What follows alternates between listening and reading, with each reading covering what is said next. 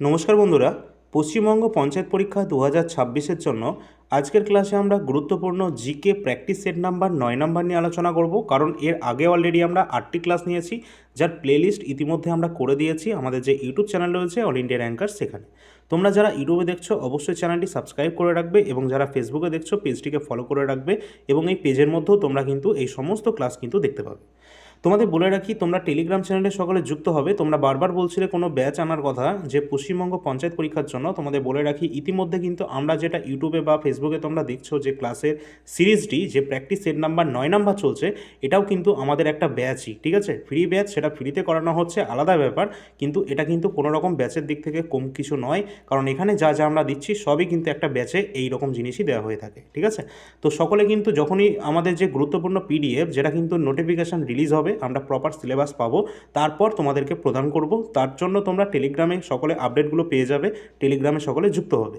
এবং আমাদের all India ranker যে মোবাইল অ্যাপ রয়েছে সেটা সকলে ডাউনলোড করে রাখবে, কারণ আমরা যে ক্লাসগুলো দেওয়া হচ্ছে এই চ্যানেলের মাধ্যমে, সেই ক্লাসের যে ফ্রি পিডিএফ সেগুলো কিন্তু সলিউশনের সাথে কিন্তু তোমরা এখানে পেয়ে যাবে। যেমনটা আমরা প্রতিটি প্রশ্নের সাথে ডিটেলস সলিউশন কভার করি, সেরকম আজকের ক্লাসেও কিন্তু আমরা তেমনটাই দেখব। তো চলো শুরু করি। প্রথম যে প্রশ্ন রয়েছে আমাদের, শুরু হচ্ছে এখান থেকে। তোমরা সকলে একটু লাইক এবং শেয়ার আগে থেকে করে দিও, ঠিক আছে?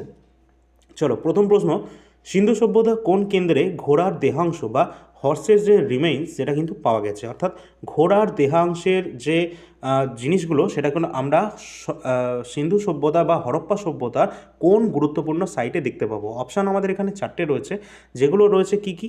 লোথাল রয়েছে, কালীবঙ্গান রয়েছে, সুরকোটদা এবং বানওয়ালি। সঠিক উত্তর হয়ে যাবে আমাদের কোনটা?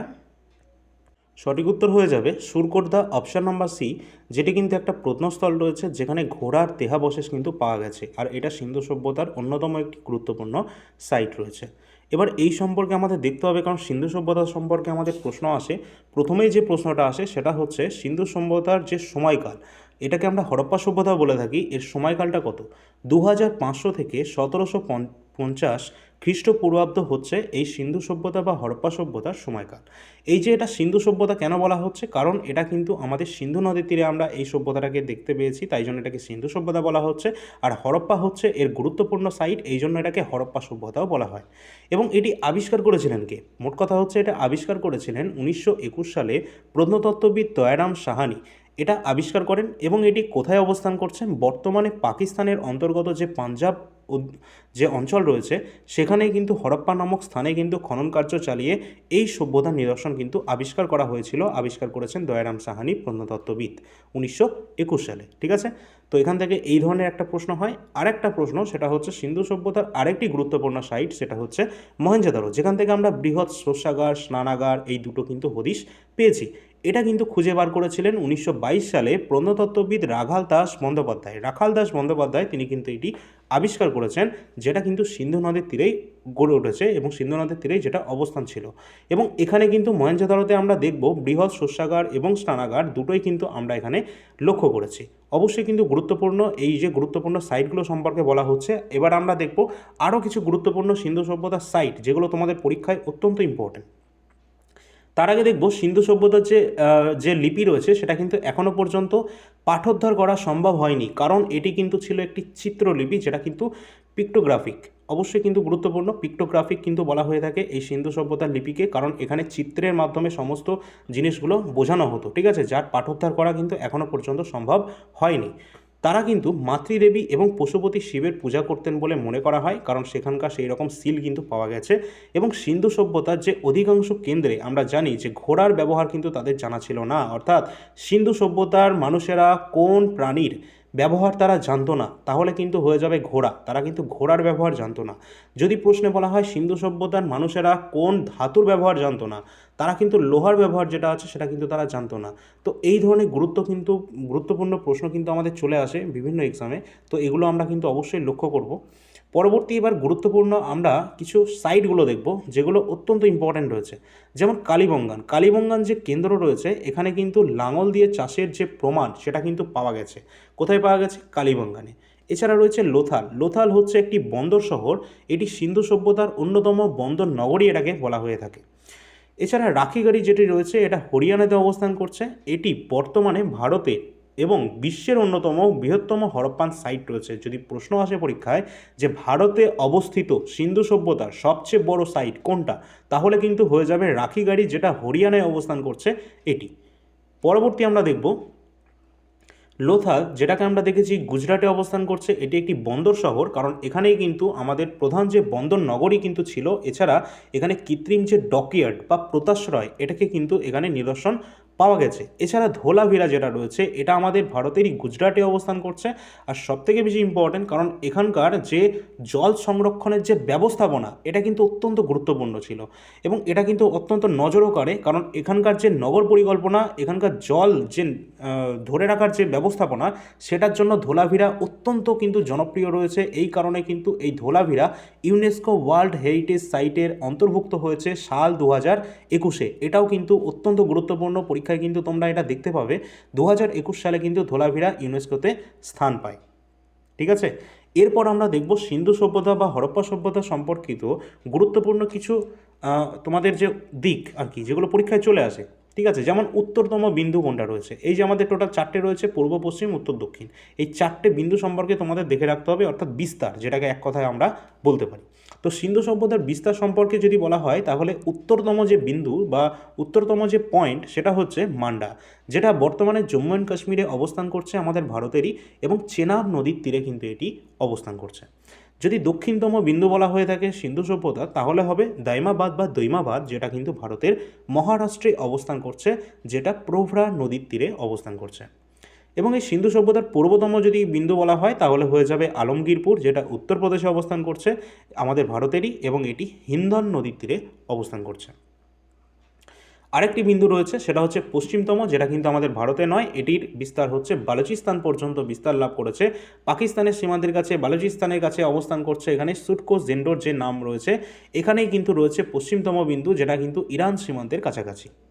অবশ্যই ইম্পর্টেন্ট রয়েছে, যে কটা তোমাদের পরীক্ষা এখান থেকে প্রশ্ন হতে পারে, সবগুলোই কিন্তু দেখানো হয়েছে। ঠিক আছে, চলো এবার পরবর্তী আমরা প্রশ্নে আসি। তহকিক ই হিন্দ, এই যে গ্রন্থ রয়েছে, এটি কার লেখা? তো তহকিক ই হিন্দ, এই যে গ্রন্থ রয়েছে, এটি কিন্তু অল বেরুনির লেখা। অপশান নাম্বার এ আমাদের সঠিক উত্তর হয়ে যাবে। পরীক্ষায় প্রশ্ন আসে, এই অল বেরুনি কার সময় ভারতে এসেছেন? তিনি কিন্তু যে মাহমুদ গজনবী ছিলেন, তার সঙ্গেই কিন্তু তিনি ভারতে এসেছিলেন। তহকিক ই হিন্দ, এই গ্রন্থটি কিন্তু তার রচনা রয়েছে।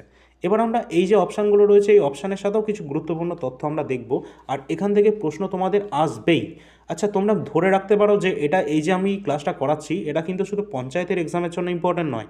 পঞ্চায়েতের সাথে সাথে ডব্লিউপি, কেপি কনস্টেবল, ক্লার্কশিপ, সমস্ত আমাদের ওয়েস্ট বেঙ্গলের যা যা এক্সাম রয়েছে, সমস্ত এক্সামের জন্য কিন্তু সমানভাবে গুরুত্বপূর্ণ। তো আমরা দেখে নেব যে মেগাস্তিনিস চন্দ্রগুপ্ত মৌর্যের সময়কালে ভারতে এসেছিলেন, এবং তার রচিত যে বিখ্যাত গ্রন্থ, সেটা হচ্ছে ইন্ডিকা। পরীক্ষায় অনেকবার কিন্তু এসেছে। এছাড়া ফাহিয়ান, তিনি কিন্তু চীন দেশ থেকে এসেছেন, চৈনিক পরিব্রাজক রয়েছেন। দ্বিতীয় চন্দ্রগুপ্তের রাজসভায় তিনি কিন্তু ভারতে এসেছিলেন, এবং তার সময় তিনি একটি গ্রন্থ রচনা করেন, সেটা হচ্ছে ফো কো কি। এটি কার রচনা? ফাহিয়ানের রচনা, যিনি দ্বিতীয় চন্দ্রগুপ্তের সময় ভারতে আসেন। এছাড়া আর একজন চীন থেকে এসেছিলেন, যিনি হচ্ছেন হিউয়েন সাং, তিনি কিন্তু হর্ষবর্ধনের সময়কালে ভারতে এসেছেন, এবং তার সময়ে ভ্রমণ বৃত্তান্ত অনুসারে তিনি যে বইটি লিখেছেন, সেটি হচ্ছে সিইউকি। তো সিইউকি কার রয়েছে? হিউয়েন সাংয়ের রচনা, এবং হিউয়েন সাং হর্ষবর্ধনের সময় ভারতে এসেছেন, আর ফাহিয়েন দ্বিতীয় চন্দ্রগুপ্তের সময় ভারতে এসেছেন। যেন এই দুটো যেন ভুলভাল না হয়ে যায়। ঠিক আছে, এছাড়া রয়েছে অলবেরুনি, তিনি মাহমুদ গজনির সময় ভারতে এসেছেন, সুলতান মাহমুদের সঙ্গে। এছাড়া তহকিকি হিন্দ যে গ্রন্থ রয়েছে, সেটা কিন্তু তারই রচনা রয়েছে। সেখানকার তৎকালীন যে সমাজ বা সেই সময়কার যে বিবরণ, সেটা কিন্তু আমরা এখান থেকে জানতে পারি। এছাড়া ইবন বতুতা তিনি কার সময় এসেছেন? না, ইবন বতুতা কিন্তু মোহাম্মদ বিন তুগলকের আমলে ভারতে এসেছেন। পরীক্ষায় আসে তিনি কোথা থেকে এসেছেন? তিনি কিন্তু মরক্কো থেকে কিন্তু এসেছিলেন। পরীক্ষায় কিন্তু এটাও এসেছে। ঠিক আছে, আর তার সময়ে যে ভ্রমণ বৃত্তান্ত অনুসারে তিনি যে বইটি রেখেছেন, সেটি হচ্ছে কিতাবুল রেহেলা বা সফরনামা। এটি কিন্তু আমাদের ইবন বতুতার লেখা রয়েছে, যিনি মোহাম্মদ বিন তুগলকের সময়কালে মরক্কো থেকে ভারতে এসেছিলেন। এরপর আমরা দেখব আরও কিছু গুরুত্বপূর্ণ, যেগুলো পরীক্ষায় চলে আসে। তার মধ্যে রয়েছে নিকোলিও কোন্টি, ইনি কিন্তু বিজয়নগর সাম্রাজ্যের শাসক দ্বিতীয় দেবরায়ের সময়কালে ভারতে এসেছিলেন। ইতালীয় পর্যটক ছিলেন তিনি। এবং আব্দুল রজ্জাক, ইনি পারস্য থেকে বিজয়নগর সাম্রাজ্যে আসেন, এবং দ্বিতীয় দেবরায়ের রাজসভার তিনি কিন্তু সেই সময় ছিলেন, অর্থাৎ তার সময়কালেই, অর্থাৎ দ্বিতীয় দেবরায়ের সময়কালে কিন্তু আব্দুল রজ্জাক ভারতে এসেছিলেন। এছাড়া রয়েছে কি ডোমিঙ্গো পেজ, তিনি কিন্তু পর্তুগিজ পর্যটক ছিলেন এবং বিজয়নগর সম্রাট কৃষ্ণদেব রায়ের সময়কালে তিনি কিন্তু ভারতে আসেন। যে কটা তোমাদের এখানে দেখানো হচ্ছে সবগুলো কিন্তু ইম্পর্ট্যান্ট রয়েছে, কোনো কিছু মিস কেউ কিন্তু করবে না, কারণ এগুলো প্রতিটি কিন্তু এক্সামে আসা কোশ্চেন। উইলিয়াম হকিংস কার সময়কালে এসেছিলেন? না, মুঘল সম্রাট জাহাঙ্গীরের দরবারে কিন্তু এসেছিলেন। তিনি প্রথম ইংরেজ বণিক এবং দূত ছিলেন উইলিয়াম হকিংস। এছাড়া টমাস রো কিন্তু জাহাঙ্গীরের সময়কালেই এসেছিলেন এবং ইস্ট ইন্ডিয়া কোম্পানির প্রতিনিধি হিসাবে তিনি এসেছিলেন। এর পরবর্তী রয়েছে বার্নিয়ার, তিনি কিন্তু এখানে এসেছিলেন ফরাসি চিকিৎসক এবং পর্যটক হিসাবে। তিনি ঔরঙ্গজেবের সময়কালে ভারতে আসেন এবং সেই সময়কার আর্থসামাজিক অবস্থার বিবরণী তিনি কিন্তু তার বইতে লিপিবদ্ধ করেন। তো অবশ্যই গুরুত্বপূর্ণ যা যা রয়েছে এখান থেকে সবই তোমাদেরকে দেখানো হলো। যদি ভালো লাগে এবং ইম্পর্টেন্ট মনে হয় তাহলে লাইক অবশ্যই এখন একটু করে দেবে, কারণ তোমাদেরকে আমি ফ্রি ব্যাচ এটাকে কিন্তু একদম টোটাল কমপ্লিট করার চেষ্টা করছি পরীক্ষার আগে পর্যন্ত। যদিও তোমাদের এখনও নোটিফিকেশান আসেনি, তার জন্য ক্লাসটা হয়তো একদিন দুদিন পর আসছে, কিন্তু নোটিফিকেশান আসার সাথে সাথে কিন্তু এই ক্লাসের গতি কিন্তু অনেকটাই বেড়ে যাবে এবং ইনফরমেশনও কিন্তু তার সাথে সাথে বাড়তে থাকবে। তার জন্য চ্যানেলটা সাবস্ক্রাইব করে রাখবে এবং ফলো করে রাখবে এই পেজটিকে। পরের প্রশ্ন আমাদের রয়েছে, পঞ্চায়েতি রাজ ব্যবস্থার ধারণাটি কোন কমিটির সুপারিশে গৃহীত হয়েছিল? তো সঠিক উত্তর কোনটা হবে? আমরা আগের ক্লাসে পঞ্চায়েতি রাজ সম্পর্কে বিস্তারিত কিন্তু দেখেছি, ঠিক এর আগের ক্লাসটি 8 নম্বর ক্লাসে। তো এটার কিন্তু সঠিক উত্তর হয়ে যাবে পঞ্চায়েতি রাজ ব্যবস্থা, যেটা কিন্তু আমরা বলবন্ত রায় মেহতা কমিটির সুপারিশেই কিন্তু এটা দেখতে পেয়েছিলাম। 1957 সালে এটি গঠন করা হয়েছিল। ত্রিস্তরীয় পঞ্চায়েতি রাজ ব্যবস্থা কিন্তু এর মাধ্যমে গঠন করা হয়েছিল এবং রাজস্থানের নাগর ডিস্ট্রিক্টে প্রথম কিন্তু এই সিস্টেম আমরা লক্ষ্য করি, তাই তো? চলো এর পরবর্তী আমরা প্রশ্ন দেখি। আচ্ছা, এখানে দেখে নেবে যে কমিটির ভিত্তিতে এটা কিন্তু তৈরি করা হয়েছে এবং ত্রিস্তরীয় পঞ্চায়েতি রাজ ব্যবস্থা, আর রাজস্থানের নাগর ডিস্ট্রিক্টে এটা প্রথম চালু হয়েছে এই ব্যবস্থা। পরের প্রশ্ন রয়েছে, রক্তের লোহিত রক্তকণিকা যেটা হচ্ছে আমাদের আরবিসি, রেড ব্লাড সেল, এটা কোথায় উৎপন্ন হয় আমাদের শরীরের? অত্যন্ত গুরুত্বপূর্ণ প্রশ্ন, পরীক্ষায় আসা প্রশ্ন রয়েছে। তো রেড ব্লাড সেল বা লোহিত রক্তকণিকা যেটা কিন্তু আমাদের শরীরের যে অস্থিমজ্জা রয়েছে সেখানেই কিন্তু তৈরি হয়ে থাকে, অর্থাৎ হাড়ের যে মাঝখানের যে অংশ রয়েছে অস্থিমজ্জা, সেখানেই কিন্তু আমাদের এই লোহিত রক্তকণিকা তৈরি হয়, ঠিক আছে? অত্যন্ত গুরুত্বপূর্ণ এটি। এর সাথে আমরা কিছু গুরুত্বপূর্ণ দেখব তথ্য, যেমন পরিণত যে লোহিত রক্তকণিকা যেটা অস্থিমজ্জা বা বোন ম্যারোতে তৈরি হয়ে থাকে, এবং লোহিত রক্তকণিকার যে অপর নাম সেটা হচ্ছে এরিথ্রোসাইট, পরীক্ষায় চলে এসেছে এটা অলরেডি। তো এরিথ্রোসাইট এটা হচ্ছে লোহিত রক্তকণিকারই আরেক নাম রয়েছে এবং মানবদেহে রক্ত সঞ্চালনের জন্য আরবিসি অত্যন্ত গুরুত্বপূর্ণ ভূমিকা পালন করে থাকে। আর এর সাথে সাথে আমরা দেখব এছাড়া রক্তের যে লোহিত রক্তকণিকা সেটা কিন্তু অক্সিজেন পরিবহনে প্রধান ভূমিকা পালন করে থাকে। লোহিত রক্তকণিকা আমরা দেখতে পাই যে কণাগুলো লাল রঙের, তার কারণ কি? কারণ এখানে কিন্তু যেটা রয়েছে সেটা হচ্ছে হিমোগ্লোবিনের জন্যই কিন্তু রক্তের রঙটা আমরা লাল রঙে দেখতে পাই, ঠিক আছে? আচ্ছা, এই যে লোহিত রক্তকণিকা রয়েছে রেড ব্লাড সেল, এর প্রধান কাজ হলো ফুসফুস থেকে সারা দেহে অক্সিজেন পরিবহন করা, রক্তের মাধ্যমে অক্সিজেনকে পরিবহন করাই হলো এর প্রধান এবং গুরুত্বপূর্ণ কাজ। হিমোগ্লোবিন কি রয়েছে? লোহিত রক্তকণিকায় থাকা হিমোগ্লোবিন নামক রঞ্জক, এর কারণেই রক্তের রঙটা আমরা লাল রঙের দেখতে পাই। এছাড়া আরও কিছু তথ্য রয়েছে, যেমন যেমন রেড ব্লাড সেল রয়েছে, এই আরবিসি এর স্থায়িত্বকাল, এই স্থায়িত্বকালটা কত পরীক্ষায় আসে? সাধারণত 120 দিন কিন্তু বাঁচে এই আরবিসি, এবং এটি কিন্তু আমাদের অস্থিমজ্জা অর্থাৎ বোন ম্যারোতে কিন্তু তৈরি হয়ে থাকে। এছাড়া রয়েছে আরেকটি কণা, সেটা হচ্ছে শ্বেত রক্তকণিকা, যেটাকে আমরা ডব্লিউবিসি বা হোয়াইট ব্লাড সেল বলে থাকি, এবং এটি কিন্তু আমাদের শরীরের প্রতিরক্ষাকারী বাহিনী বলা হয়ে থাকে, কারণ রোগ জীবাণু সমস্ত কিছু ধ্বংস করার কাজ কিন্তু এই হোয়াইট ব্লাড সেল বা শ্বেত রক্তকণিকায় কিন্তু করে থাকে। এরও কিন্তু গুরুত্বপূর্ণ কাজ রয়েছে। এর সাথে সাথে আরেকজন রয়েছে, সেও কিন্তু গুরুত্বপূর্ণ ভূমিকা নেয়, সে হচ্ছে অণুচক্রিকা। অণুচক্রিকার কাজ কি রয়েছে? না, আমাদের শরীরের প্রধান যে কাজ সেটা হচ্ছে শরীরের কোনো অংশে যদি কেটে যায় সেখানে রক্ত জমাট বাঁধতে কিন্তু সাহায্য করে এই অণুচক্রিকা।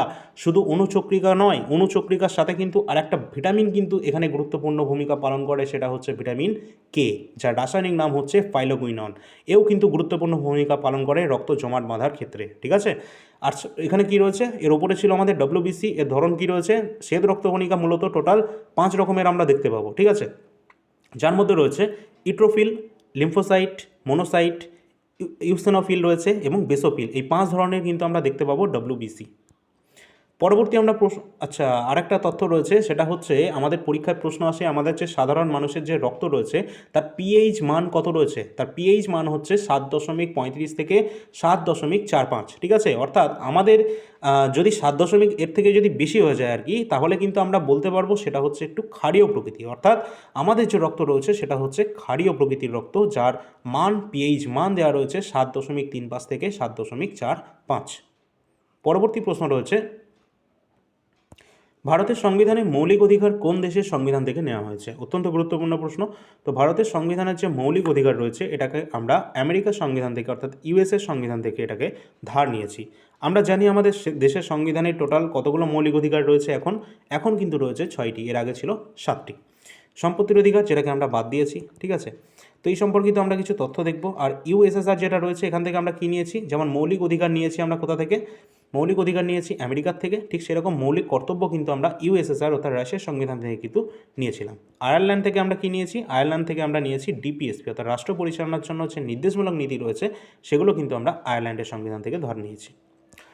আচ্ছা, এখানে আমরা দেখব যে আমাদের যে সংবিধানের যে মৌলিক যে আইনগুলো রয়েছে অর্থাৎ মৌলিক অধিকার রয়েছে সেগুলো আমাদের সংবিধানে পার্ট নাম্বার 3 অর্থাৎ তৃতীয় অংশে কিন্তু রয়েছে, এবং মৌলিক অধিকার নিয়ে আলোচনা করা হয়েছে পার্ট নাম্বার 3-তে। এর সাথে সাথে 12 থেকে 35 নাম্বার যে ধারা রয়েছে সেখানে কিন্তু বর্ণিত রয়েছে প্রতিটি মৌলিক অধিকারের কথা।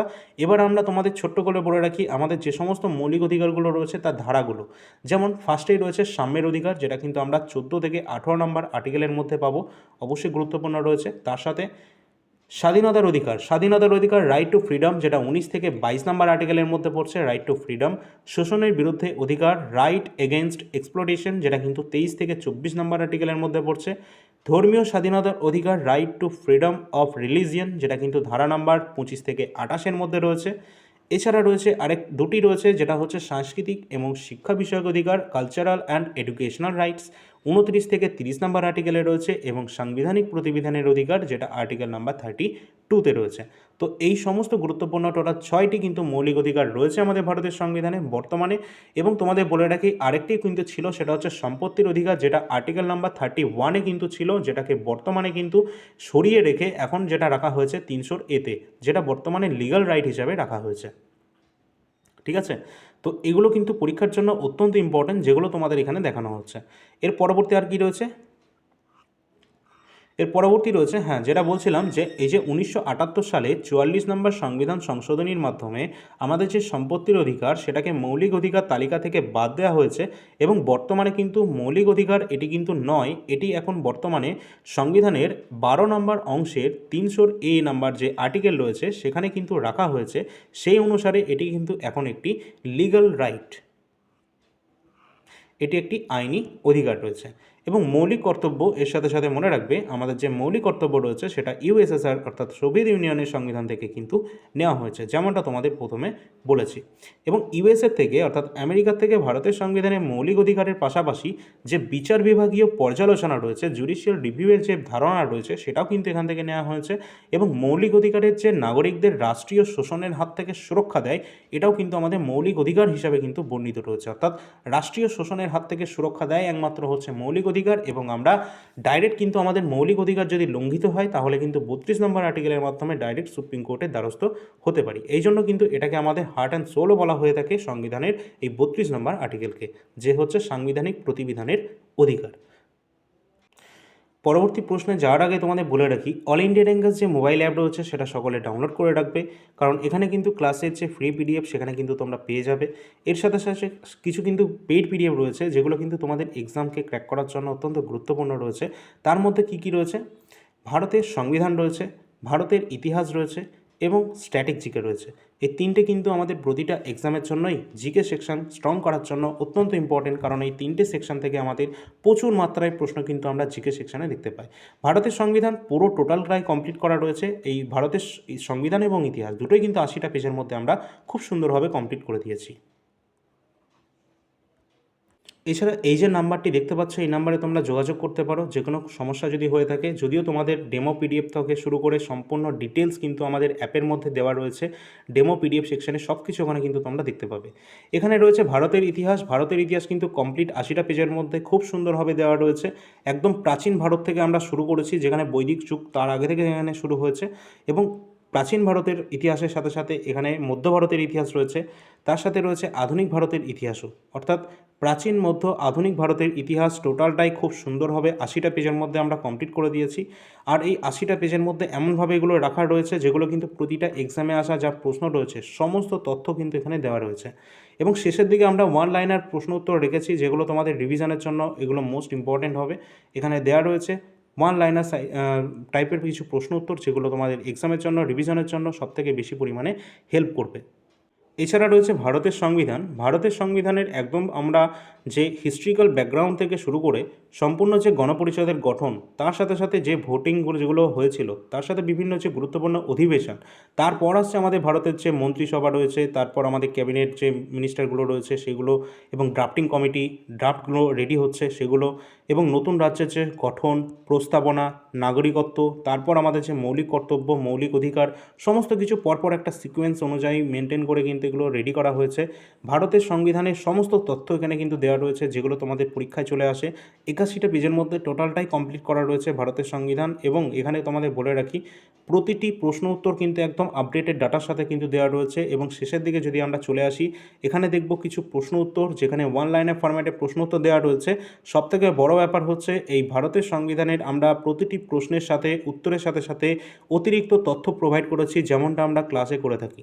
ঠিক সেইভাবে কিন্তু আমরা প্রতিটি প্রশ্নের সাথে অতিরিক্ত তথ্য দিয়ে দিয়েছি, যার জন্য তোমাদের এটা পড়ার ক্ষেত্রে রিভিশনের জন্য মোস্ট এফেক্টিভ কিন্তু এখানে হবে। ঠিক আছে, আর এটা যদি একবার কমপ্লিট করে ফেলো তাহলে কিন্তু তোমাদের সংবিধান আর পড়ার কোনো প্রয়োজন পড়বে না, কারণ সেইভাবেই কিন্তু এটা তৈরি করা হয়েছে।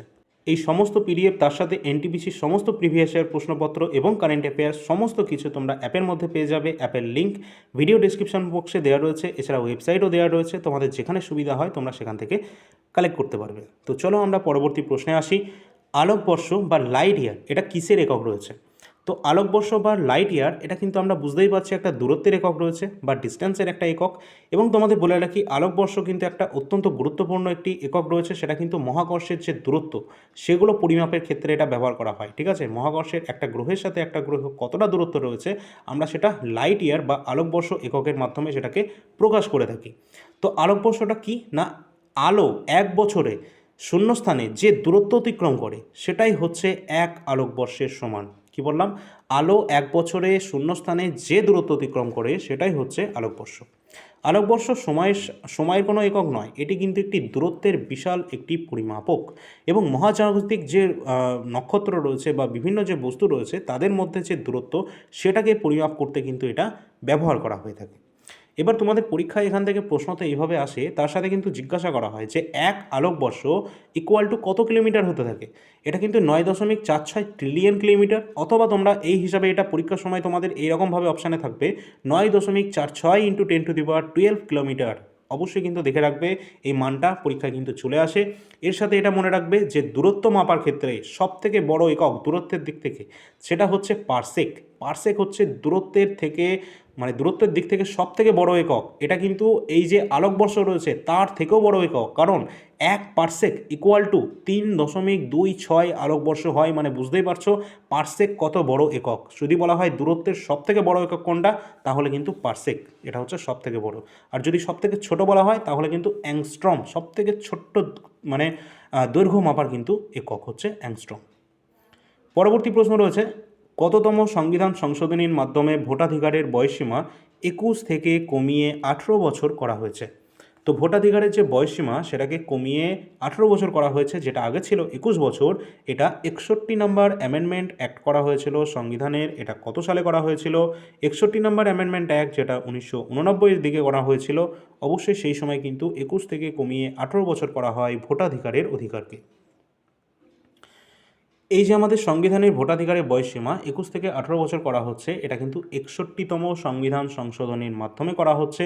1989 সালে রাজীব গান্ধী সরকারের আমলেই কিন্তু এই সংশোধন কার্যকর করা হয়েছিল। তো এর সাথে কিন্তু এর একটি গুরুত্বপূর্ণ ধারা রয়েছে, সেটা হচ্ছে আমাদের নির্বাচন কমিশনের সাথে। তো নির্বাচন কমিশন সংক্রান্ত যে বিধান বা সেটা কত নম্বর আর্টিকেলে বর্ণিত রয়েছে, 324 নম্বর ধারায় কিন্তু বর্ণিত রয়েছে ইলেকশন কমিশন সম্পর্কে। এবং আমরা যে ভোট দিয়েছি, এই বছরই আমরা ভোট দিয়েছি, সেটা কত নম্বর আর্টিকেলের মাধ্যমে ভোট দিয়েছি, অর্থাৎ রাইট টু ভোট, ভোটাধিকার, এটা কত নম্বর আর্টিকেলে রয়েছে, 326 নম্বর আর্টিকেলে রয়েছে ভোটাধিকার। ঠিক আছে, ভারতের বর্তমান চিফ ইলেকশন কমিশনার কে রয়েছেন, তার নাম কি, শ্রী জ্ঞানেশ কুমার কিন্তু বর্তমানে রয়েছেন চিফ ইলেকশন কমিশনার, পরীক্ষায় কিন্তু চলে আসেন। পরবর্তী আমরা দেখব, আমরা প্রতি বছর কিন্তু 25শে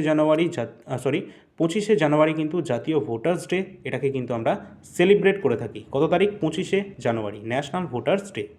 পরবর্তী প্রশ্ন রয়েছে, নিচের কোন নদীটি পশ্চিম বাহিনী নদী রয়েছে। তো নিচের পশ্চিম বাহিনী নদীর মধ্যে কোনটা রয়েছে, অপশানেই রয়েছে নর্মদা। নর্মদা, তাপি দুটোই হচ্ছে আমাদের পশ্চিম বাহিনীর নদী, যেগুলো কিন্তু গ্রস্ত উপত্যকার উপর দিয়ে প্রবাহিত হয়ে আরব সাগরে কিন্তু পতিত হয়েছে। তো এই সম্পর্কে আমরা দেখব কি রয়েছে। নর্মদা এবং তাপ্তি এই দুটোই হচ্ছে পশ্চিম বাহিনী নদী, যেগুলো কিন্তু গ্রস্ত উপত্যকার মধ্য দিয়ে প্রবাহিত হয়েছে এবং আরব সাগরে পড়েছে, সেটা আমরা দেখলাম। এবং দক্ষিণ ভারতের নদীগুলির মধ্যে গোদাবরী হচ্ছে দীর্ঘতম। একদম দক্ষিণ ভারতের যত নদী রয়েছে তার মধ্যে আমাদের দক্ষিণ ভারতের দীর্ঘতম নদী যদি বলা হয়, সেটা হচ্ছে গোদাবরী নদী। এবং গোদাবরী নদীকে প্রায় কিন্তু দক্ষিণের গঙ্গা নামেও কিন্তু অভিহিত করা হয়ে থাকে। কি বললাম, দক্ষিণের গঙ্গা কিন্তু বলা হয় গোদাবরীকে, কিন্তু যদি বলা হয় পবিত্রতার দিক থেকে, তাহলে আমাদের উত্তর হবে কিন্তু কাবেরী। পবিত্রতার কথা বললেই কিন্তু আমাদের সেই ক্ষেত্রে উত্তর কিন্তু কাবেরী রিভার হবে দক্ষিণ ভারতের ক্ষেত্রে। ঠিক আছে, পবিত্রতার কথা বললে হবে কাবেরী, এবং দক্ষিণের গঙ্গা যদি বলা হয় তাহলেও কিন্তু আমাদের গোদাবরী কিন্তু সঠিক উত্তর হবে সেক্ষেত্রে। এই যে যেমন কাবেরী রয়েছে, এটাকে দক্ষিণ ভারতের গঙ্গা বা গঙ্গা অফ দ্য সাউথ কিন্তু বলা হয়ে থাকে। এবং মহানদী এবং কৃষ্ণা এই দুটো কিন্তু হচ্ছে আমাদের পূর্ব বাহিনী নদী, এবং এগুলো কিন্তু বঙ্গোপসাগরে পতিত হয়েছে, মহানদী এবং কৃষ্ণা রিভার। পরবর্তী প্রশ্ন রয়েছে, সিভি রমন কত সালে নোবেল পুরস্কার পেয়েছেন। স্যার, সিভি রমন ইনি কিন্তু 1930 সালে ফিজিক্সে নোবেল পুরস্কার পেয়েছেন রমন এফেক্ট আবিষ্কারের জন্য। কেন, রমন এফেক্টের জন্যই সিভি রমন কিন্তু 1930 সালে তিনি নোবেল পুরস্কারে সম্মানিত হয়েছেন। ফিজিক্সে তিনি কিন্তু প্রথম পেয়েছেন। এর সাথে মনে রাখবে, তিনি কিন্তু প্রথম ভারতরত্ন পুরস্কারও তিনি পেয়েছেন। ঠিক আছে, ফিজিক্সে। এর সাথে কিন্তু আমরা দেখব তিনি ছিলেন বিজ্ঞানে নোবেল পুরস্কার জয়ী প্রথম ভারতীয় ফিজিক্সে, সেটা কিন্তু আমরা দেখলাম। এর সাথে প্রতি বছর তার জন্মদিন উপলক্ষে কিন্তু 28শে ফেব্রুয়ারি জাতীয় বিজ্ঞান দিবস কিন্তু আমরা সেলিব্রেট করছি। ঠিক আছে, তো অবশ্যই গুরুত্বপূর্ণ রয়েছে, রমন এফেক্ট আবিষ্কারের জন্য তিনি পদার্থবিজ্ঞানে নোবেল পুরস্কারটি পাচ্ছেন। পরের প্রশ্ন রয়েছে, অমৃতসরের সন্ধি বা অমৃতসরের চুক্তি এটা কত সালে স্বাক্ষরিত হয়েছে। তো অমৃতসরের সন্ধি বা চুক্তি এটি কিন্তু হয়েছিল 1809 সালে। কত সালে, 1809 সালে এটি কিন্তু এই চুক্তিটি হয়েছিল। এটা কাদের মধ্যে হয়েছিল, বা 25শে এপ্রিল কিন্তু এই চুক্তিটি স্বাক্ষর করা হয়েছিল 1809-এর। এখানে শিখ সাম্রাজ্যের প্রতিষ্ঠাতা যে মহারাজা রঞ্জিত সিং রয়েছেন, তার সাথে হয়েছিল ব্রিটিশ ইস্ট ইন্ডিয়া কোম্পানির সেই সময় ছিলেন লর্ড চার্লস মেটকাফ, তার সাথে কিন্তু এই চুক্তি হয়েছিল। এবং এই চুক্তির সময় ভারতের গভর্নর জেনারেল কে ছিলেন, লর্ড মিন্টো। পরীক্ষায় যদি চলে আসে যে 1809-এর অমৃতসরের চুক্তির সময় সেই সময় গভর্নর জেনারেল কে ছিলেন, লর্ড মিন্টো। পরের প্রশ্ন রয়েছে, দিভেই দিভেই যেটা রয়েছে এটি কোন প্রতিবেশী দেশের সরকারি ভাষা। আমাদের প্রতিবেশী দেশ রয়েছে একটি, যার সরকারি ভাষা হচ্ছে দিভেই, সেটা কি, অবশ্যই মালদ্বীপ। মালদ্বীপ অপশান নাম্বার এ আমাদের সঠিক উত্তর হবে। এবং এর সম্পর্কে আমরা কিছু দেখব, যেমন দিভেই হচ্ছে মালদ্বীপের জাতীয় এবং সরকারি ভাষা রয়েছে, এর রাজধানী হচ্ছে মালদ্বীপের মালে। এবং এই দেশের যে আইনসভা রয়েছে, আমাদের দেশের যেমন পার্লামেন্ট রয়েছে, সংসদ, সেই দেশের কি রয়েছে, পিপলস মজলিস। মজলিস হচ্ছে এখানকার পার্লামেন্টের নাম। এবং এখানকার যে লিপি রয়েছে, যেটা হচ্ছে আমাদের দিভেই, এটা কিন্তু ডান দিক থেকে বাঁ দিকে লেখা হয়ে থাকে, এবং এই ভাষাটি ইন্দো আর্য ভাষা বংশেরই অন্তর্গত। নেক্সট কোশ্চেন রয়েছে, দক্ষিণ ভারতের রাষ্ট্রকূট বংশের কোন শাসক ইলোরার বিখ্যাত কৈলাসনাথ মন্দির এটি নির্মাণ করেছিলেন এবং একটি নিরেট পাথর দিয়ে কেটে এটা তৈরি করেছিলেন। হ্যাঁ, তো এটি কিন্তু রাষ্ট্রকূট বংশেরই একজন তৈরি করেছিল।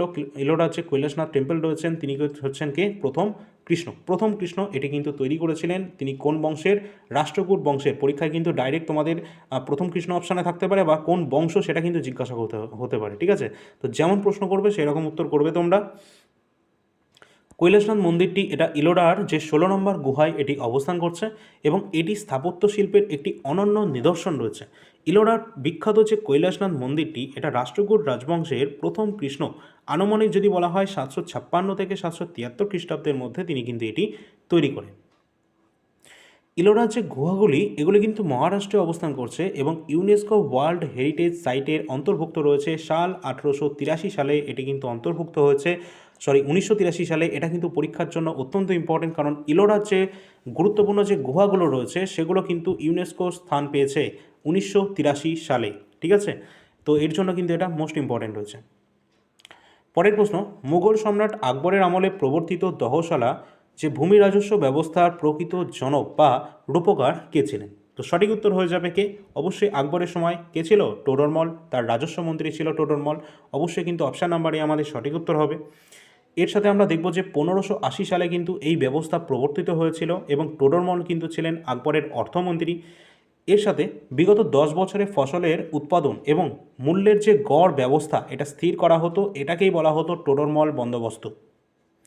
পরবর্তী আমরা দেখব আকবরের সময় কিন্তু আরও বিভিন্ন গুণী ব্যক্তি ছিলেন, তাদের মধ্যে ছিলেন আরও দুজন, সেটা হচ্ছে আবুল ফজল।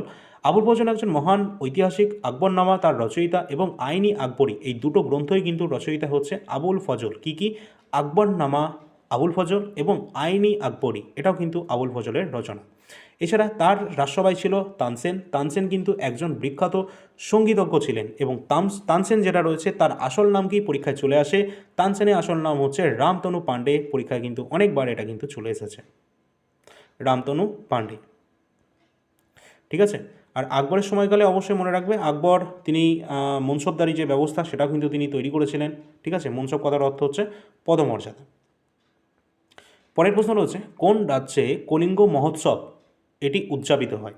তো কলিঙ্গ মহোৎসব মানে আমরা বুঝতেই পারছি আমাদের ওড়িশা। সঠিক উত্তর হয়ে যাবে অপশান নাম্বার এ, কলিঙ্গ মহোৎসব কিন্তু এখানে উদযাপিত হয়ে থাকে।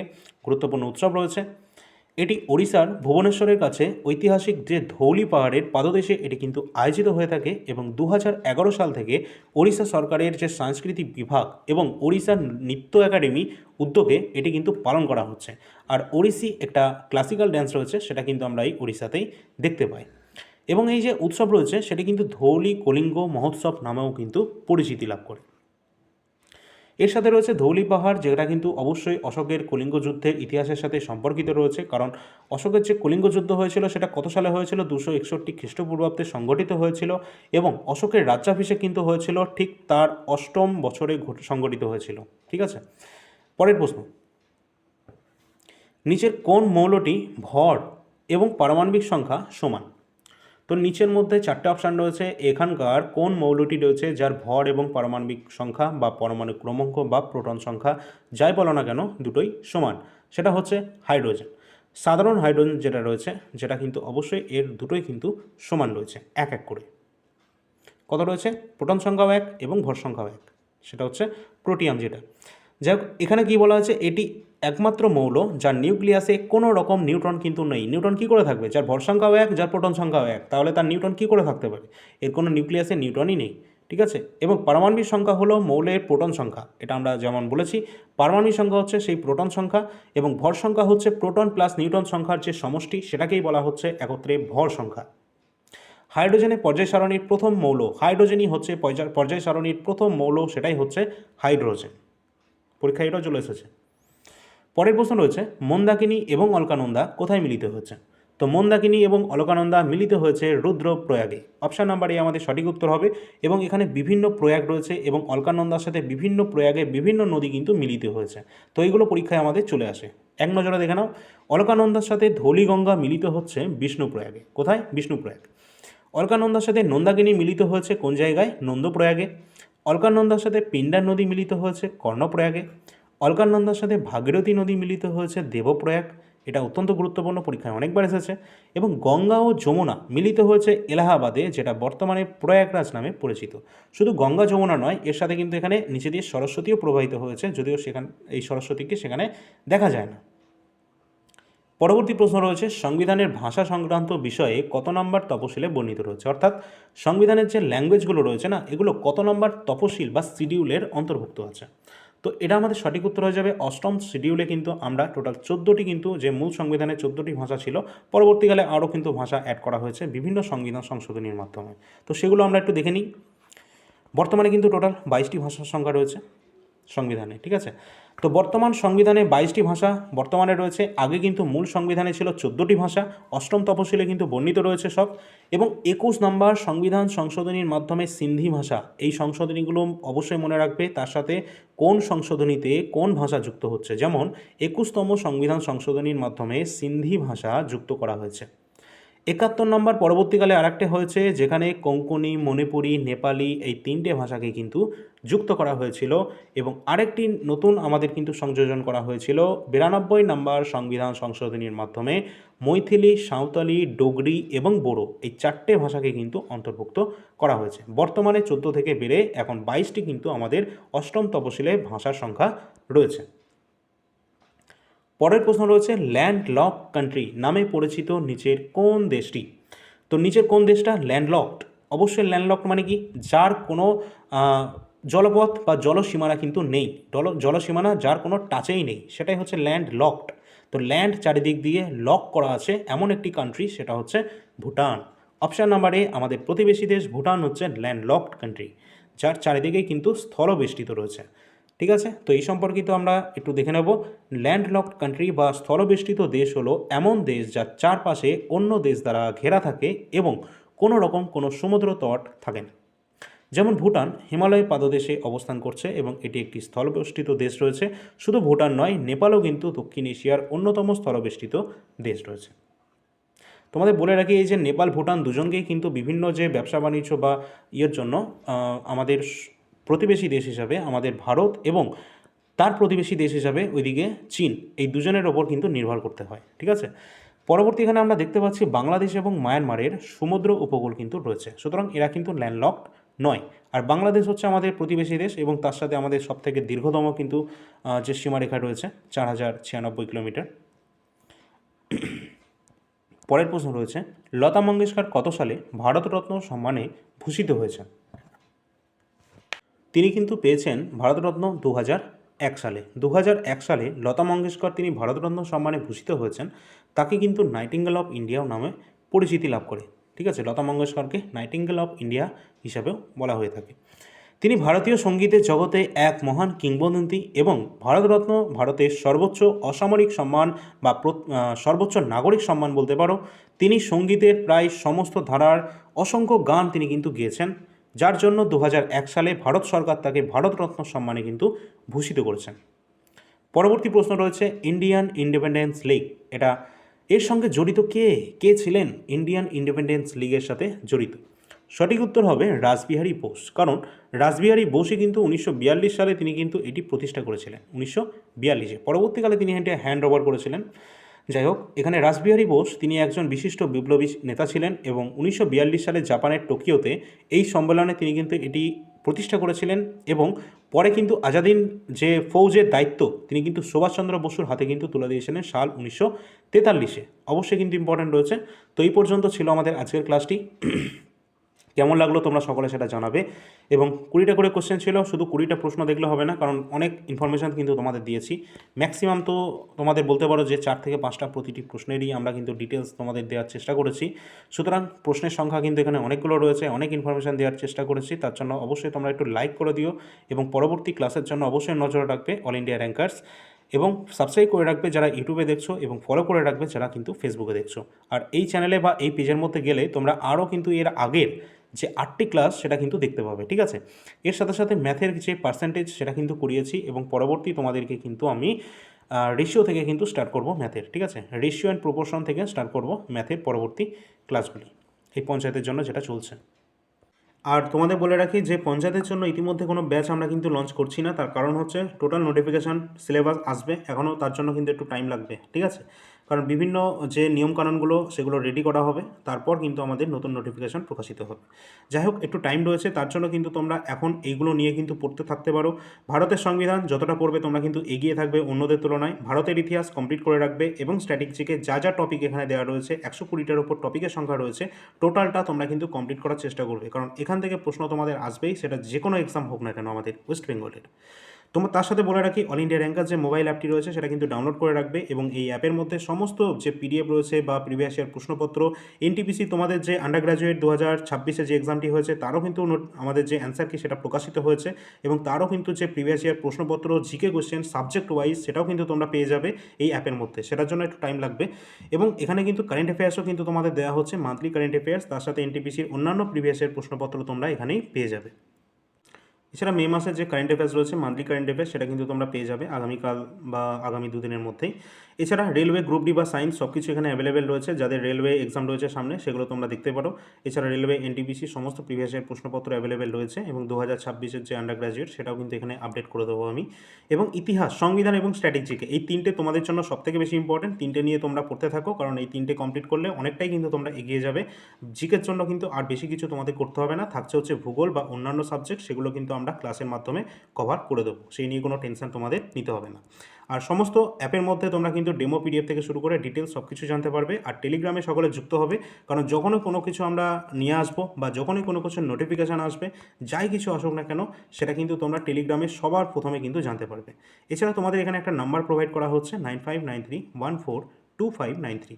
এই যে নাম্বার রয়েছে, এই নাম্বারে তোমরা হোয়াটসঅ্যাপের মাধ্যমে যোগাযোগ করতে পারো, কারো যদি কোনো প্রবলেম হয়ে থাকে বা কারো কোনো পিডিএফ যদি প্রয়োজন হয়ে থাকে তার জন্য।